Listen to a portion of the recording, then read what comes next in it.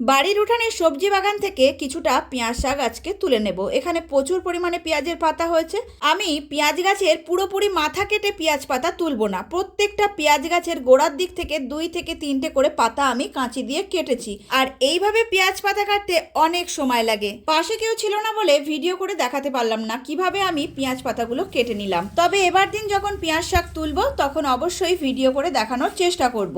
যতটা পেঁয়াজ শাক আমি আজকে তুলেছি তার হাফ আজকে রান্না করব আর বাদ বাকিটা ফ্রিজে রাখবো, কালকে রান্নার জন্য ফ্রিজ থেকে নিয়ে নেব। তবে খুব বেশি দিন কিন্তু ফ্রিজে স্টোর করে রাখা যাবে না, একদম টাটকা তুলে খেলেই কিন্তু সব থেকে ভালো হয়। আজকে যেহেতু একটু বেশি তোলা হয়ে গেছে তাই জন্য রাখলাম, অন্যান্য দিন কিন্তু আমি টাটকা তুলেই রান্না করি। আজ আমি পেঁয়াজ শাক মাছের ডিম দিয়ে রান্না করেছি। এছাড়া আরো অনেক রকম করে পেঁয়াজ শাক খাওয়া যায়, এমনকি চাউমিনেও দেওয়া যায়। তোমরা পেঁয়াজ শাক কিভাবে খাও অবশ্যই কিন্তু কমেন্ট করে জানিও। আর আমার পেঁয়াজ গাছগুলো কেমন হয়েছে জানাতে কিন্তু একদমই ভুলো না।